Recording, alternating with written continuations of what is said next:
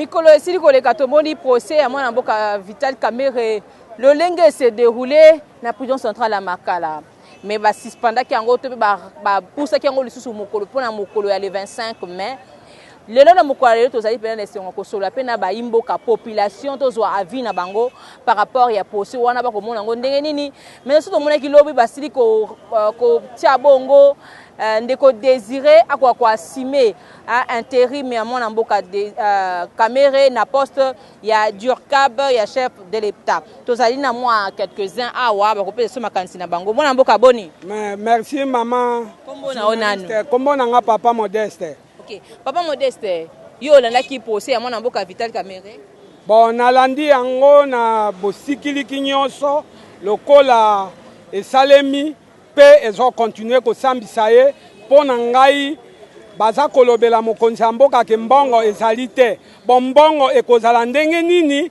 bamiyibi baza koyiba mbongo tozomona ndenge baza kokende kobombaka yango na bililingi alors na miniti oyo pona ngai nasepeli makasi na mokonzi ya mboka ndenge abandi kosambisa bamiyibi nyonso ya République du Congo banda nano ti na Mobutu ti lelo totikala komona te basambisi mokonzi moko kaka biso tokomona batuni yo osala otenga fulani fulani tango fulani na motopamba bakosamba motopamba kanda kokweya papa fulani bakokweisa ete mais lelo yo fati akoti tokomi koyoka ke fulani balatisi elamba ya ba prisonnier eza lokumo mingi a continuer na musala wana c'est pour cela Cortez elekaki awa na ye kosala maboko na nga boye ke esigne ezalaki ke papa kangela ngai ba miyibi nyonso bazala wapi na prison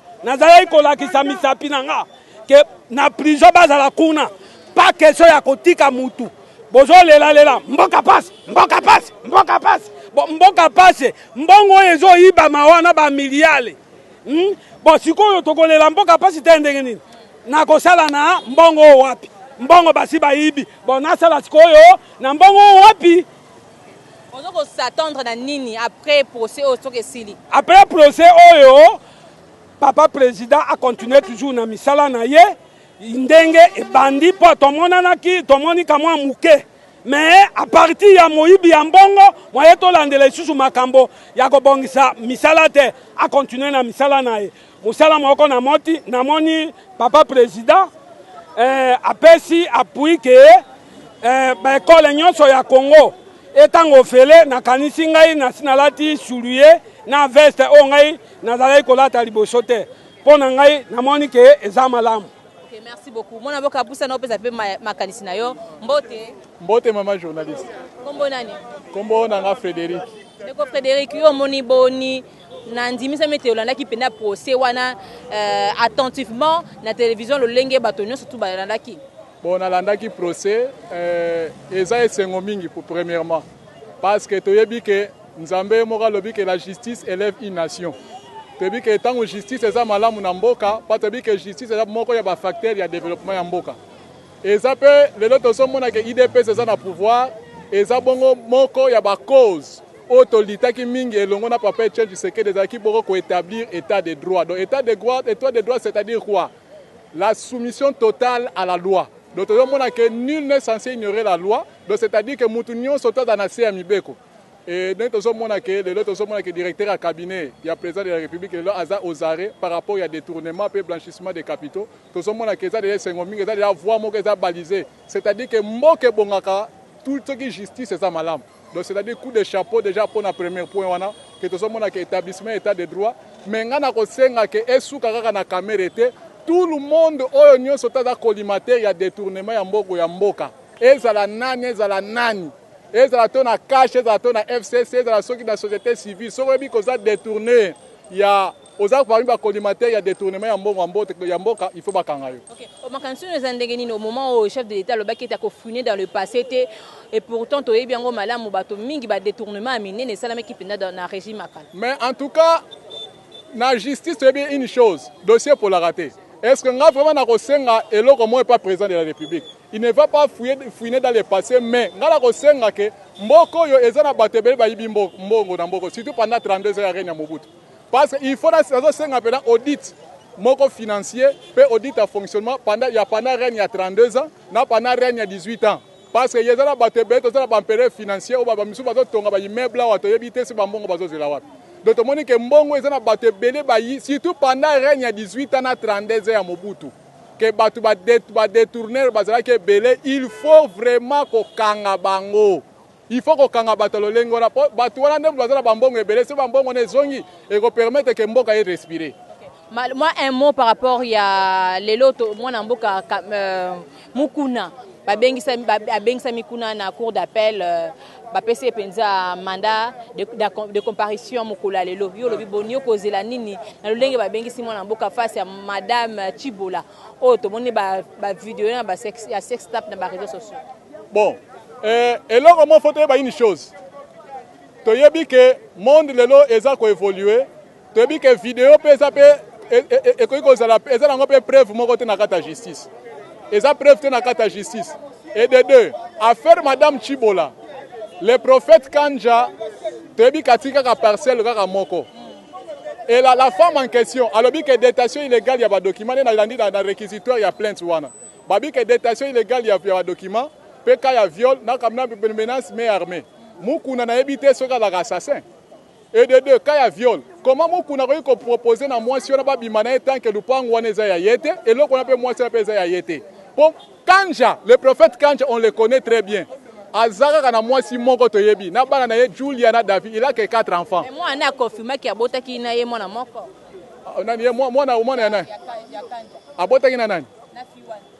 Bon, alors non, il faut qu'on a alors Julia lobaki clair que ceux qui abot réellement abota na papa na bango, ba ya ba ça test ADN. Ce ka zande ko na bango, ba ko memaye, ba ko zoya na charge. Parce que quand j'atika ka lupango moko ya bandal. Bon, moi lupango moi c'est na zoloba ezala ka wapi. Merci beaucoup. Un grand merci. Na éviter na une déconnexion moko zo ko loba awa. Makanisino ezali très important.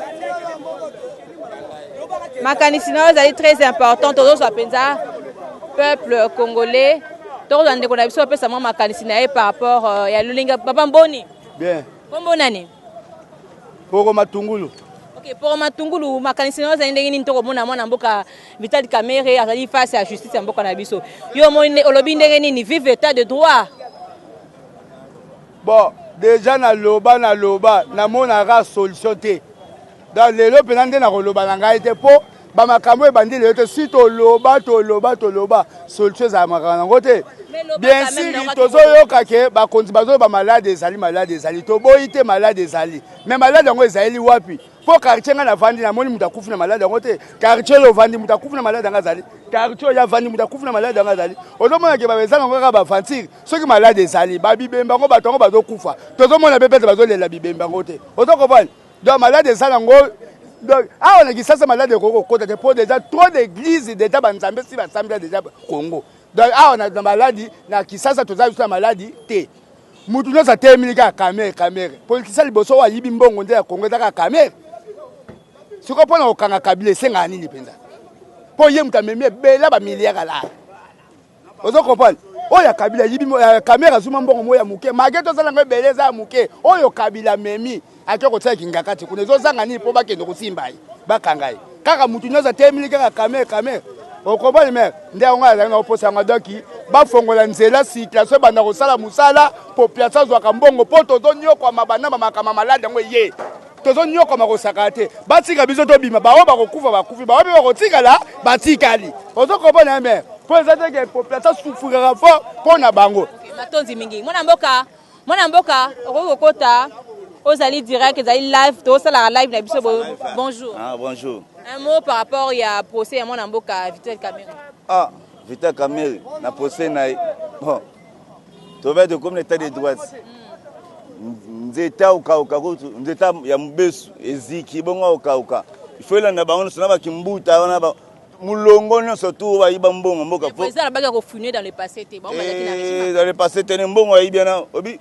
Na ba député ba sénateur belé ba kina sima kabila bana mbongo na bana ba chamba na bango mbongo na ba Kamerhe oteme Kamerhe belé bazana banda pour bango o ba ibina mboka so contre ou pour ndenge procès à mon mboka Kamerhe tozana état de droit de commune ngo o tsinga sepalisu l'état zali mbongo ibungi toze belita 41 tokoti nango aza ata $100 nde aza moto aza yango te piaka comprendre bakuna bana bavalise bambongo mala bambongo biso kembaka so bakangi kamere botaka mwasi Amida akomi Kisasa bon Amida akomi mama mosombe mapango Kisasa bapiaka famille boyokani bosteka Amida tala na somba Kisasa oradu Kisasa na sokomi Amida mbongo kemoyibi le tala na musala na tina suka procès ya kamere na mindela bakomo patala munonga bango wanga tukokanga bango le tanda sabusana isi. Ok, matonzi mingi. Un mot, Toromi, moi, évêque Pascal Mukuna, aussi comme on a bâti un mandat d'amener de comparution contre lui. Ma cantine est abonnée. Et si Kapena Boluka qui pena na komi wana. Évêque Mukuna. Batuna Sokanga, est-ce que ça va le couteau vers solo? Ba vidéo na mino jebo sala kana to bino ba jebo sala kana ba vidéo wa montage na mino sala ka.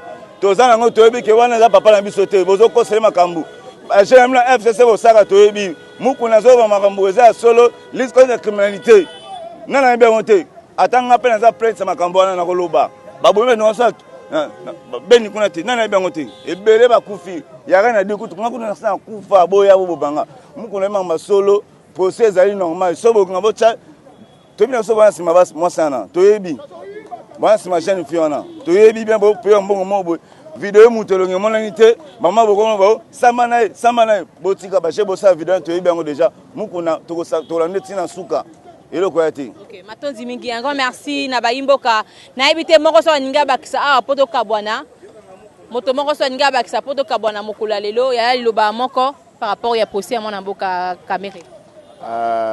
Kamere obligatoire na logique Kamere amte amabe. So tali peuple congolais a souffrir. Mbongo Kamere ayi bien eza mbongo bakoyi ko bakisela budget ya mboka, budget mbongo ya ba soda, ba fonctionnaire. O komba to souffrir.